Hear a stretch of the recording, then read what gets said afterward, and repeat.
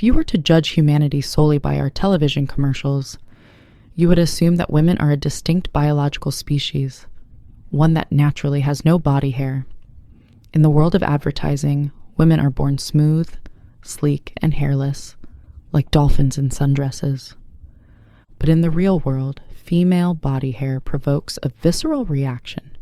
It's seen as a dirty, unhygienic, a political statement. If a woman walks into a boardroom or a date with visible underarm hair, it registers as a shock to the system. But here's the thing. We didn't evolve to hate female body hair. Biology didn't teach us that. Advertising did. For 99% of human history, women did not shave. Queen Elizabeth I, hairy.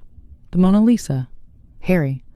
Your great-grandmother in 1900? She had hairy pits and hairy legs, and not a single person considered her gross because of it. So how did we get here? How did we let a single company rewrite our biology and convince half the human population to drag a sharp blade across their skin every morning? To understand the why, we have to go back to 1901. A man named King Camp Gillette, yes, that was his real name, invents the safety razor with disposable blades. It was a brilliant invention. Before this, men had to go to barbers or use dangerous straight razors. Gillette made shaving cheap, safe, and easy. By 1915, he had sold over 70 million blades. He was rich, but he had a problem. Capitalism hates enough. Capitalism demands more. Gillette had effectively saturated the market. Nearly every man who wanted a razor had one. He hit a wall. He looked at the American population and realized he was ignoring exactly 50% of the potential customers. But in 1915, the idea of selling a razor to a woman was laughable. It would be like trying to sell a jockstrap to a grandmother. Razors were manly tools for manly faces. Women had no reason to buy them, because women were covered in fabric from chin to toe.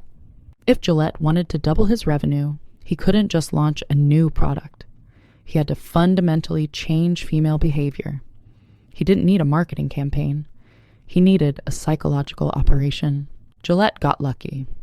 In the mid-1910s, fashion began to shift.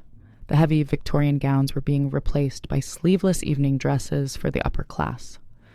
For the first time in centuries, the female underarm was exposed in polite society. Most people didn't care. It was just an armpit, but Gillette's ad men saw an opening. They decided to weaponize class anxiety. They bought ad space in Harper's Bazaar, the magazine for the elite, the wealthy, the trendsetters, and they ran an ad that would change history. Listen to the specific language they used. They didn't say hair was ugly. They said it was objectionable. The copy read, "The removal of objectionable hair is a necessity for the woman of refinement." This is a masterclass in manipulation. First, they invented a problem. Underarm hair isn't just hair. It's objectionable. Second, they attacked your status.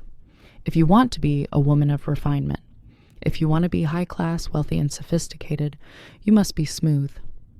If you have hair, you are poor. You are unpolished. You are dirty. They also carefully avoided the word shave. Men shave. Women smooth. Women groom. They softened the language to make the act of scraping your skin feel feminine, not masculine. And it worked. Within a few years, underarm hair, which had been natural for millennia, was viewed as a social faux pas. But Gillette wasn't done. The underarms were a small patch of skin. The real money was in the legs. Enter the 1920s, the flapper era. Hemlines rose from the floor to the ankle, then to the calf, then to the knee. Suddenly, legs were visible. But even in the 1920s, shaving legs wasn't the norm. Why? Because of stockings. Women wore thick stockings that covered the hair. As long as hosiery was the standard, Gillette couldn't conquer the leg market. They ran ads trying to convince women that hair was visible through the sheer silk, calling it an embarrassment. But it was a slow burn. They needed a crisis to force the issue. They got World War II. In 1941, the U.S. entered the war. Japan controlled the silk supply. The U.S. military needed all available nylon for parachutes and ropes. Overnight, stockings disappeared from store shelves. Women were forced to go bare-legged, but the social pressure to look polished didn't go away. So, women started using liquid stockings, leg makeup, to mimic the look of hosiery. You can't put leg makeup on hairy legs. It clumps. It looks messy. To wear the makeup, you had to have a smooth canvas. Simultaneously, the pin-up girl became the ultimate symbol of American beauty. Betty Grable and her $1 million legs were plastered in every barracks and bunker. She was smooth. She was hairless. She was the patriotic ideal that American men were fighting for. Gillette flooded the zone. They positioned shaving not just as a beauty habit, but as a patriotic duty. To be unkempt was to be un-American. By the time the war ended in 1945, the habit was cemented. A generation of women had spent 4 years shaving their legs out of necessity, and they never stopped. Once the habit was established, the marketing evolved. In the 1980s and 90s, as fashion became more revealing and pornography entered the mainstream, the definition of hairless became more extreme. It wasn't just pits and calves anymore, it was everything. But notice how the marketing language shifted again.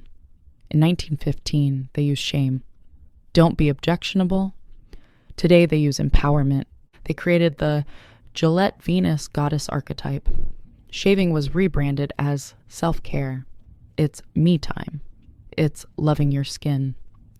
They sell you a pink razor, which often costs more than the blue one, thanks to the pink tax, and tell you that buying it is an act of feminist power. It is the ultimate gaslight. They created the insecurity, sold you the cure, and now they pat you on the back for being empowered enough to buy it. We tell this story not to shame women who shave. Most of us do it. I do it.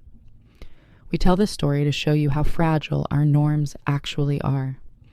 We look around at our society, our hygiene habits, our breakfasts, our holidays, and we assume they are natural traditions. We assume we do these things because we want to.